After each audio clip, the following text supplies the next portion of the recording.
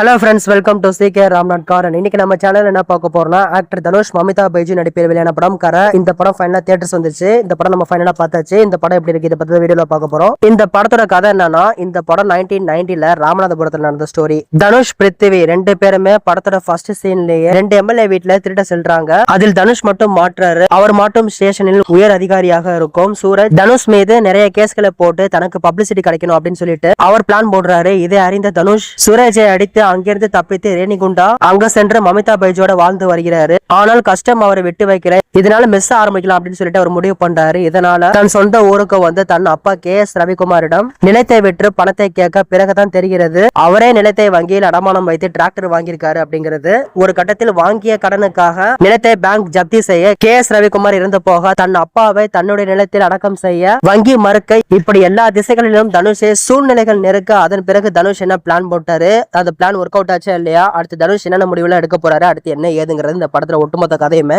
சிறு வயதிலேயே வீட்டை விட்டு ஓடி போய் வாழ்க்கையிலும் ஜெயிக்காமல் தவறான வழியில் சம்பாதித்து பிழைப்பை ஓட்டி மீண்டும் தன் அப்பாவிடமே வந்து நின்று கலங்குவது, பிறகு தன் அப்பாவே இறந்து போக அவருக்காக களத்துல இறங்குறது உட்பட்ட வழக்கம் போல எமோஷனலா ஆக்ஷன்ல எல்லாத்துலயும் செமையா பக்காவா ஸ்கோர் பண்ணிருக்காரு தனுஷ். இந்த படத்துல தனுஷ் அந்த கேரக்டராவே வாழ்ந்திருக்காரு. தனுஷ் தந்தையாக KS ரவிக்குமார் வந்திருக்காரு. அவரோட ஆக்டிங் சூப்பரா இருக்குது. தனுஷுக்கு அப்பாவா கரெக்டா ஆப்டா செட் ஆச்சு அவரோட கேரக்டர்.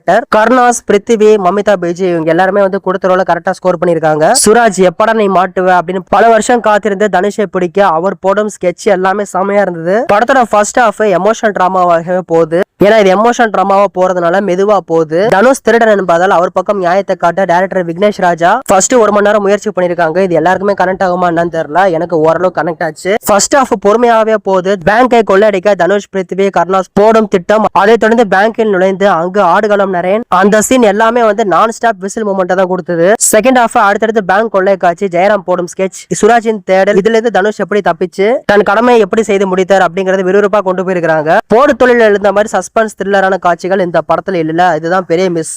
அந்த டைரக்டர் தான் இந்த படத்தை எடுத்திருக்காரு அப்படிங்கறத இன்னும் நம்ப முடியல. போடு தொழில் பாத்தீங்கன்னா ஃபர்ஸ்ட் ஹாஃப்லயும் சரி செகண்ட் ஹாஃப்லயும் சரி கிரிப்பிங்கான ஸ்கிரீன் பிளே இருக்கும். நமக்கு எங்கேயுமே லாக் இருக்காது. சூப்பர் ஹீரோ போல் மக்கள் நாயகன், மக்களுக்காக போராடுபவர், படம் போல கிளைமேக்ஸை கொண்டு சென்றது நன்றாக இருந்தாலும் கூட போர் தொழில் டைரக்டர் தான் இந்த படத்தை பண்ணிருக்காரா அப்படிங்கிற பார்க்கும்போது நமக்கு இந்த படம் கொஞ்சம் ஏமாற்றமா தான் இருந்தது. தற்போது நடக்கும் போர், அதன் விளைவுகளை 1990கள்ல மக்கள் எப்படி சந்திச்சாங்க, படிப்பறிவு இல்லாத மக்களை எப்படி லோன் கொடுப்பவர்கள் ஏமாத்துறாங்க, இது எல்லாத்தையும் படத்துல காமிச்சிருக்காங்க. வங்கியில் டிராக்டர் வாங்குறதுக்காக தன் நிலத்தை அடமானம் வைக்கிறாங்க KS ரவிக்குமார், தனுஷோட அப்பா. வட்டி கட்ட முடியாத சூழலில் வங்கி அந்த நிலத்தை ஜப்தி செய்ய முடிவு பண்றாங்க. இந்த இக்கட்டான நிலைமையில தந்தை இறந்து விட தன் சொந்த நிலத்திலேயே அவரை அடக்கம் செய்ய முடியாமல் தவிக்கிறார் தனுஷ். தன் கடனை திருப்பி செலுத்தி அந்த நிலத்தை மீட்டு அங்கேயே அவர் அடக்கம் செய்ய ஹீரோ எடுத்த போராட்டமே இந்த படத்துல மைய கதையை. இந்த படத்துல ஃபர்ஸ்ட் 40 மினிட்ஸ் கொஞ்சம் ஸ்லோவா போனாலும் அதுக்கப்புறம் அங்க இருந்து இன்டர்வல் வரைக்கும் கொஞ்சம் நல்லா ஃபாஸ்ட் எங்கேஜிங்கா கொண்டு போனாங்க. அதுக்கப்புறம் செகண்ட் ஹாஃப்ல ஸ்லோவா படம் போனாலும் டீசென்டா இருந்தது. படத்துல எமோஷனல் சீன்ஸ் ரொம்ப சூப்பராவே நல்லா கனெக்ட் ஆச்சு. அதுவும் படத்தோட செகண்ட் ஹாஃப்ல